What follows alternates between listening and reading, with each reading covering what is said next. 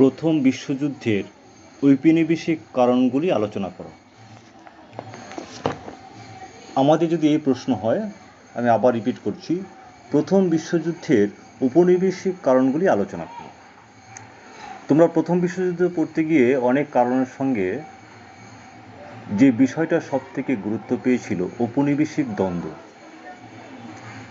এই ঔপনিবেশিক দ্বন্দ্ব কিভাবে একটা বিশ্বযুদ্ধের পথে সমগ্র বিশ্বকে পরিচালিত করেছিল, তার অন্যতম জায়গা রয়েছে ঔপনিবেশিক বিস্তার। তোমরা জানো যে শিল্প বিপ্লবের অব্যবহিত পর শিল্পজাত উৎপন্ন পণ্য সামগ্রী বিশ্বের বিভিন্ন প্রান্তে বিক্রির জন্য যে বাজার দখলের চেষ্টা, সেই বাজার দখলের প্রয়োজনেই নতুন নতুন উপনিবেশ স্থাপনের প্রয়োজনীয়তা অনুভব করেছিল সবাই।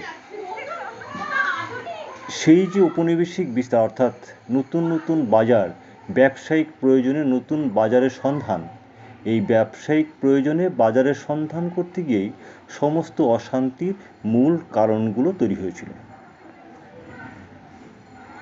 আমরা দেখেছি ইউরোপের বিভিন্ন রাষ্ট্র ধীরে ধীরে শিল্প বিপ্লবের ফল লাভ করতে থাকে।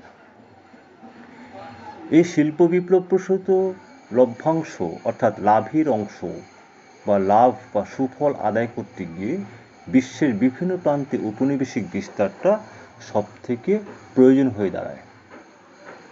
এবং তোমরা আফ্রিকা পড়তে গিয়ে দেখেছো, আফ্রিকার অংশ বলা হয় স্ক্র্যাম্বল ফর আফ্রিকা, অর্থাৎ আফ্রিকা যেন এক টুকরো রুটি। ক্ষুধার্ত মানুষেরা এক টুকরো রুটি পেলে যেমন খুন্নি বৃত্তির জন্য সবাই ঝাঁপিয়ে পড়ে, আফ্রিকা ছিল সেরকম একটা দেশ যাকে রুটির সঙ্গে তুলনা করা হচ্ছে। ইউরোপের শিল্পোন্নত দেশগুলো আফ্রিকার বাজার দখলের জন্য এবং বাজার দখলের সঙ্গে অঙ্গাঙ্গিভাবে যুক্ত উপনিবেশিক দখলের জন্য ঝাঁপিয়ে পড়ে। শুরু হয়ে গেল স্ক্র্যাম্বল। তাহলে আমরা দেখে নিই যে এই ঔপনিবেশিক বিস্তার বা ঔপনিবেশিক কারণটা কিভাবে প্রথম বিশ্বযুদ্ধের জন্য দায়ী। প্রথমে আমরা মার্ক্সবাদী ঐতিহাসিকদের দৃষ্টিতে আমরা এটা ব্যাখ্যা করে নেব। মার্ক্সবাদী ঐতিহাসিকরা কি বলছেন, যে না, তাদের মতে প্রথম বিশ্বযুদ্ধের প্রথম কারণ ছিল সাম্রাজ্যবাদের প্রসার। ঊনবিংশ শতাব্দীর সপ্তম দশকের পর থেকে বৃহৎ রাষ্ট্রগুলির এই ধারণা ক্রমশ বদ্ধমূল হতে থাকে যে কোনো রাষ্ট্রের ক্ষমতা ও গুরুত্বের মাপকাঠি তার সাম্রাজ্যের বিশালতা। তাই ইউরোপের বৃহৎ রাষ্ট্রগুলি সাম্রাজ্য বিস্তারের প্রতিযোগিতায় অবতীর্ণ হয়।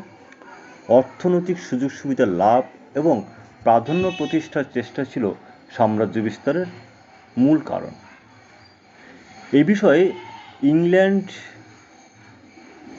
ছিল সর্বাগ্রগণ্য এবং ইংল্যান্ড সবথেকে বেশি উপনিবেশিক অঞ্চল দখল করেছিল। এবং ঊনবিংশ শতাব্দীর শেষের দিকে ইংল্যান্ড বাদ দিয়ে অন্যান্য রাষ্ট্র আর্থিক স্বনির্ভরতা অর্জনের অদম্য বাসনায় নিজ নিজ দেশের অবাধ বাণিজ্য নীতি ত্যাগ করে শিল্প সংরক্ষণের নীতি অবলম্বন করে। এবং প্রত্যেকটি দেশ শুল্ক প্রাচীর নির্মাণ করতে থাকায় ক্রমশ শিল্প সমৃদ্ধ দেশগুলির পক্ষে শিল্পজাত পণ্য বাজারজাত করা ছিল অসম্ভব হয়ে পড়ে। তাই কাঁচামাল উৎস ও শিল্পজাত পণ্যের বাজার লাভ এবং মূলধন বিনিয়োগের নতুন ক্ষেত্র অনুসন্ধানের প্রয়াসে শিল্প সমৃদ্ধ দেশগুলির ঝাঁপিয়ে পড়ে। প্রয়োজনীয় কাঁচামাল যেমন তুলো, রেশম, রবার ইত্যাদি এবং খনিজ সম্পদে সমৃদ্ধ অথচ শিল্পে অনুন্নত এশিয়া আফ্রিকা মহাদেশের দিকে লুপ্ত দৃষ্টিতে তারা ঝাঁপিয়ে পড়ে। সেই জন্যই ওই সমস্ত অঞ্চলে ইউরোপীয় পুঁজিবাদীরা অনুপ্রবেশের জন্য সচেষ্ট হয়। অবশ্য বহু ক্ষেত্রে রাজনৈতিক নিয়ন্ত্রণ প্রতিষ্ঠা না করেও অঞ্চলগুলি থেকে কাঁচামাল সংগ্রহ করা সম্ভব ছিল। অর্থাৎ ঊনবিংশ বা উপনিবেশ বিস্তার না করেও এক্ষেত্রে অর্থনৈতিক সাম্রাজ্যবাদ বেশি ফলপ্রসূ ছিল। কিন্তু ওই সব অঞ্চলে শিল্পজাত পণ্য উচ্চ মূল্যে বিক্রি করে মুনাফা বৃদ্ধি অপরিহার্য ছিল এবং যা ছিল তাদের রাজনৈতিক প্রতিষ্ঠা আদায়ের অন্যতম মাধ্যম। সে কারণেই অর্থনৈতিক সাম্রাজ্যবাদের সঙ্গে ঔপনিবেশিক সাম্রাজ্যবাদেরও প্রসার ঘটে।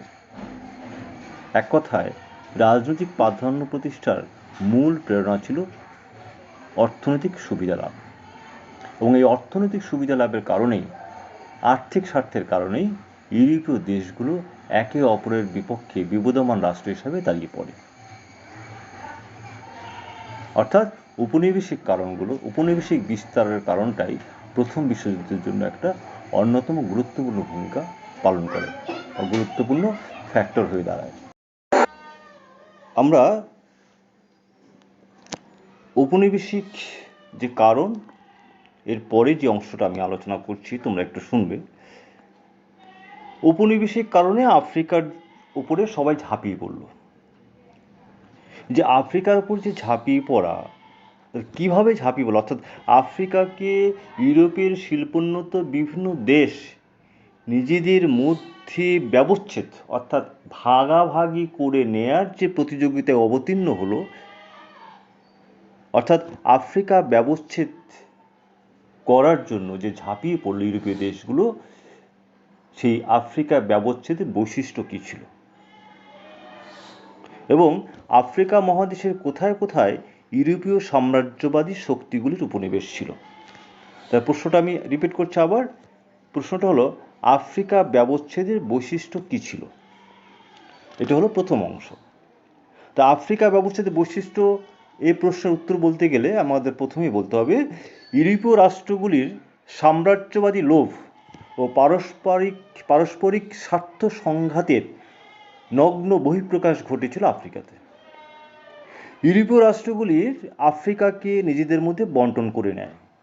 এই বন্টন কার্যে দুটি বৈশিষ্ট্য লক্ষণীয়। এক, কোনো ইউরোপীয় যুদ্ধ ছাড়াই আফ্রিকা ব্যবচ্ছেদ সম্পূর্ণ হয়। মোস্ট ইম্পর্টেন্ট খেয়াল রাখবে, এই আফ্রিকা যে ব্যবচ্ছেদ বা আফ্রিকার যে উপনিবেশিক দখল, সেখানে কিন্তু কোনো যুদ্ধের প্রয়োজন হয়নি এবং সব ক্ষেত্রে দেখা যাচ্ছে আপোষের মাধ্যমে সমস্ত বিবাদের মীমাংসা হয়। দ্বিতীয়ত, অন্যান্য ব্যবচ্ছেদের মতো আফ্রিকা ব্যবচ্ছেদ মন্থর গতিতে হয়নি, অর্থাৎ ধীরে ধীরে আফ্রিকা ব্যবচ্ছেদ কিন্তু সম্পন্ন হয়নি। অতি দ্রুত, খুব তাড়াতাড়ি আফ্রিকা ব্যবচ্ছেদ সুসম্পন্ন হয়েছিল। ঊনবিংশ শতাব্দীর অষ্টম দশক থেকে প্রথম বিশ্বযুদ্ধের সূচনায় আফ্রিকা ব্যবচ্ছেদ সম্পূর্ণ হয়। তাহলে দুটো বৈশিষ্ট্য, একটা হলো কোনো যুদ্ধ ছাড়া আফ্রিকা ব্যবচ্ছেদ সম্পন্ন হয়, দ্বিতীয়ত অন্যান্য রাষ্ট্র ব্যবচ্ছেদের মতো কত মন্থর গতিতে বা ধীর গতিতে কিন্তু আফ্রিকার ব্যবচ্ছেদ সম্পন্ন হয়নি। সম্পূর্ণ দ্রুত গতিতে আফ্রিকার ব্যবচ্ছেদ সম্পন্ন হয়েছিল। আমাদের দ্বিতীয় অংশ এই প্রশ্নের, আফ্রিকা মহাদেশের কোথায় কোথায় ইউরোপীয় সাম্রাজ্যবাদী শক্তিগুলির উপনিবেশ ছিল। প্রশ্নটা আবার বলছি, আফ্রিকা মহাদেশের কোথায় কোথায় ইউরোপীয় সাম্রাজ্যবাদী শক্তিগুলির উপনিবেশ ছিল। এই প্রশ্নটার আমি উত্তর তোমাদের বলার চেষ্টা করছি, একটু শোনো। প্রথমেই এই প্রশ্নের উত্তর বলতে গেলে ঊনবিংশ শতাব্দীর 70 দশকে বা 70 দশকের সূচনায় আফ্রিকায় উত্তর পূর্বকূলের অনেকাংশ তুর্কি সাম্রাজ্যের নামে মাত্র শাসনাধীন ছিল। উপকূল ভাগের বিভিন্ন অংশ ফরাসি, ব্রিটিশ, স্পেনীয়, পর্তুগিজদের অধিকারে ছিল। এরপর থেকেই আফ্রিকায় ইউরোপীয় রাষ্ট্রগুলির দ্রুত বিস্তার ঘটতে থাকে। তাহলে এই ব্যবচ্ছেদের ক্ষেত্রে ফরাসি দেশের কি ভূমিকা ছিল? ফরাসি দেশের ভূমিকা হলো আফ্রিকার একটি অংশের উপর ফরাসি আধিপত্য প্রতিষ্ঠিত হয়। পূর্বে ফ্রান্স আলজেরিয়া অধিকার করেছিল।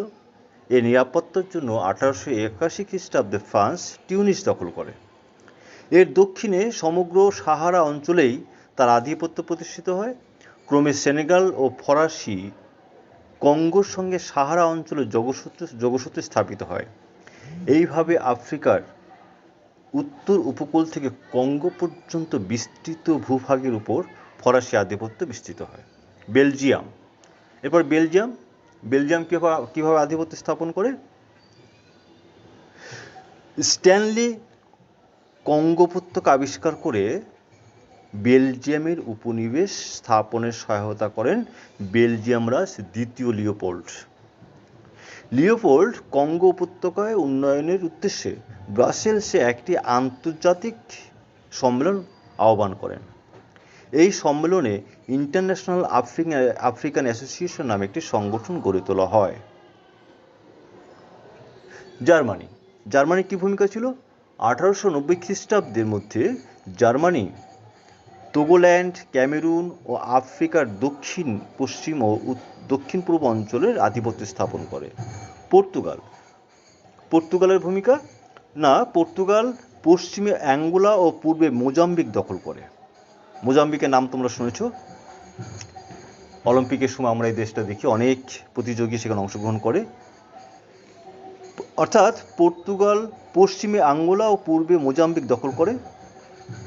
এই দুই স্থানের মধ্যবর্তী অংশ পর্তুগাল অধিকার করতে সচেষ্ট হলে ইংল্যান্ড বাধা দেয় এবং এই অঞ্চলে ইংল্যান্ডের আধিপত্য প্রতিষ্ঠিত হয়, যা এই স্থানটির নাম হয় রোডেশিয়া। ইটালি লোহিত সাগরের অবস্থিত এরিত্রিয়া ও পূর্ব উপকূলের সোমালিল্যান্ড অধিকার করে। এই দুটি স্থানের মধ্যে সংযোগ স্থাপনের উদ্দেশ্যে ইটালি আবিসিনিয়া অধিকার করতে অগ্রসর হয়, কিন্তু এডওয়ার্ড যুদ্ধে পরাস্ত হয় ইটালি এবং 1912 খ্রিস্টাব্দে ইটালি তুরস্ক থেকে ত্রিপলি দখল করে নেয়। এইভাবে ধীরে ধীরে আফ্রিকার বিভিন্ন অংশ বিভিন্ন ইউরোপীয় দেশগুলি দখল করতে থাকে।